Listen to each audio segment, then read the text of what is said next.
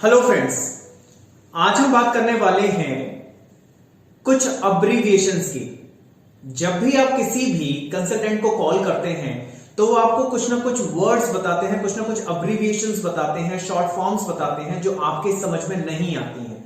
जिसको आती हैं बहुत अच्छी बात है, जिसको नहीं आती हैं आज की वीडियो उनके लिए डेडिकेटेड है। कनाडा वीजा से रिलेटेड, कनाडा इमिग्रेशन से रिलेटेड जितनी भी अब्रीविएशंस हैं मैं आज आपको इस वीडियो में बताने वाला हूं। कुछ भी अगर इसके अलावा आपको जानना हो तो आप डिस्क्रिप्शन में दिए मेरे ईमेल एड्रेस पे क्वेरी भेज सकते हैं एंड मैं आपको उसका रिवर्ट जरूर करूंगा। तो सबसे पहली अब्रीविएशन है हमारी ई। ये डबल ई का मतलब होता है एक्सप्रेस एंट्री। ये एक तरह का पूल होता है जिसमें सभी कैंडिडेट्स की फाइल हम लॉग इन करते हैं। किसी भी कैंडिडेट को अगर कनाडा पीआर के लिए अप्लाई करना है तो उसको एक्सप्रेस एंट्री में फाइल लॉग इन करनी पड़ती है। इसके बाद नेक्स्ट आता है FSWP। FSWP की फुल फॉर्म होती है federal skilled worker programme. Federal skilled worker programme एक प्रोग्राम है जिसके थ्रू एक्सप्रेस एंट्री में फाइल जाती है, जिसके लिए एक्सप्रेस एंट्री में फाइल जाती है। फिर आती है हमारी फुल फॉर्म और अब्रीविएशन CRS, जिसकी फुल फॉर्म है कॉम्प्रिहेंसिव रैंकिंग सिस्टम। बेसिकली इसका एक कट ऑफ जाता है। कॉम्प्रिहेंसिव रैंकिंग सिस्टम CRS का अभी जो कट ऑफ स्कोर चल रहा है वो है 491 लेटेस्ट ड्रॉ के अकॉर्डिंग। ये ऊपर नीचे होता रहता है। अभी का जो चल रहा है आज की डेट का दिसंबर का, वो मैं बता रहा हूं आपको, वो है 491। इसके बाद अब्रीविएशन आती है ICCRC, जिसकी फुल फॉर्म है immigration consultants of Canada regulatory council. तो ICCRC एक काउंसिल होती है, एक बॉडी है जो RCIC, जो वहां के लाइसेंस होल्डर लॉयर्स हैं, उनको रेगुलेट करती है। इन द सेम वे जैसे IRDA रेगुलेट करती है इंश्योरेंस को, इंश्योरेंस कंपनीज को इंडिया में, in the same way ICCRC regulate करती है RCIC मेंबर्स को। तो RCIC की फुल फॉर्म क्या हुई? RCIC की फुल फॉर्म होती है रेगुलेटेड कैनेडियन इमिग्रेशन कंसल्टेंट। ये वो लॉयर्स होते हैं जो आपकी फाइल सामने कैनेडियन गवर्नमेंट को प्रेजेंट करते हैं, आपकी फाइल रिप्रेजेंट करते हैं आपके बिहाफ पे। इसके बाद बारी आती है हमारी CIC, citizenship and information Canada.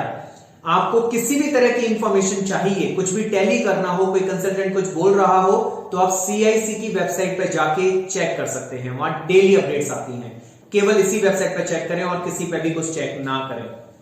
इसके बाद आता है IRCC, immigration refugees and citizenship Canada.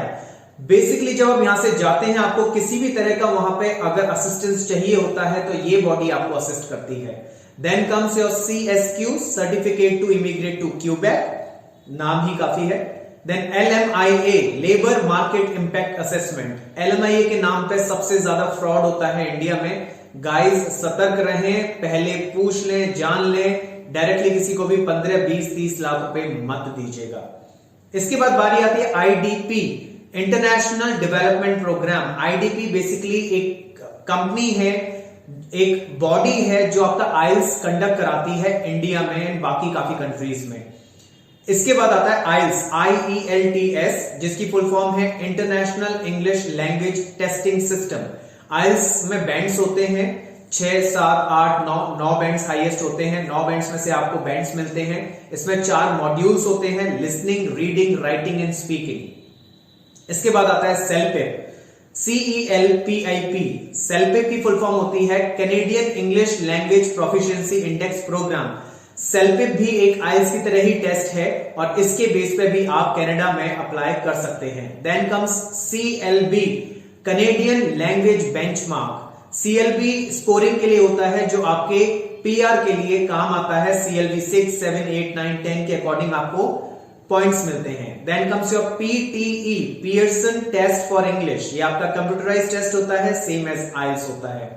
Then comes your NOC, national occupational classification list. आपकी जॉब लिस्टेड होनी चाहिए, आपकी जॉब NOC नॉक कोड्स के अंडर में आनी चाहिए। नॉक कोड्स आप कनाडा की वेबसाइट पर सर्च कर सकते हैं इजीली, नॉक कोड की वेबसाइट पर भी सर्च कर सकते हैं। Then comes your PNP, provincial nominee programme.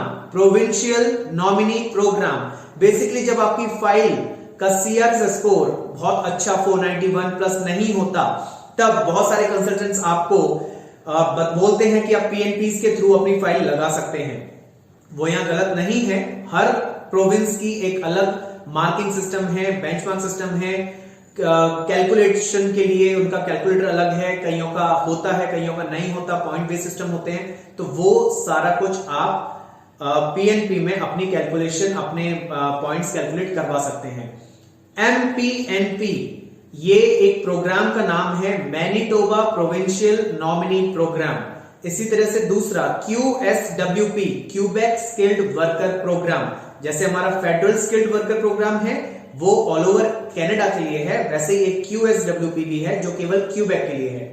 Then comes your BCPNP, British Columbia provincial nominee program, British Columbia provincial nominee program. इसी की तरह दूसरा है SINP, Saskatchewan immigration nominee program, Saskatchewan immigration nominee program. इसके बाद आता है RNIP, rural and northern immigration pilot program. फिर आता है NLPNP, Newfoundland and Labrador provincial nominee program. इसके बाद आता है NBPNP, New Brunswick provincial nominee program, New Brunswick provincial nominee programme.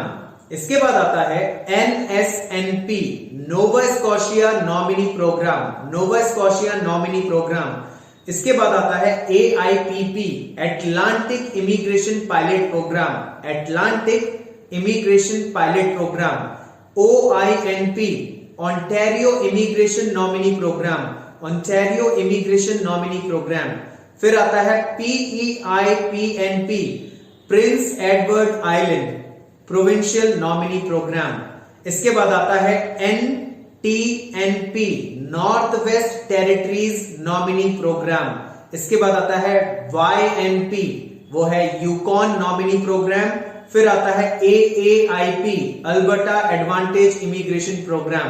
इन सभी प्रोग्राम्स के थ्रू जब आप अपनी फाइल लगाते हैं, आपकी फाइल अगर वहां की गवर्नमेंट को, वहां के प्रोविंस को पसंद आती है, वो नॉमिनेट करते हैं, तो आपको एक ITA सेंड करते हैं जिसकी फुल फॉर्म होती है इनविटेशन टू अप्लाई।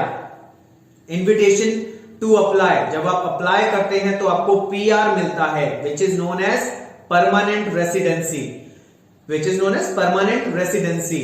तो गाइस ये सारी जो फुल फॉर्म्स हैं, ये सारे जो अब्रिविएशंस हैं, ये आपने कभी ना कभी किसी ना किसी कॉन्ट्रैक्ट में, फोन पे, मैसेज में, प्रमोशनल मैसेजेस में, फेसबुक पे, इंस्टाग्राम पे, सभी जगह कहीं ना कहीं देखा होगा। अगर आपको ये चीज पहले नहीं समझ में आती थी, आई एम श्योर अब आपको ये समझ में आएगी कि इन अब्रिविएशंस की फुल फॉर्म क्या होती है। आई होप आपकी काफी सारी क्वेरीज रिजॉल्व हुई होंगी। इन केस नहीं हुई तो जो भी क्वेरी नहीं हुई, आप डिस्क्रिप्शन में दिए ईमेल एड्रेस पे मेरे को मेल भेज सकते हैं। मैं कनाडा वीजा से रिलेटेड इस तरह की और भी वीडियोस बनाता रहूंगा। आप सभी का सपोर्ट चाहिए। Please like and share. Thank you.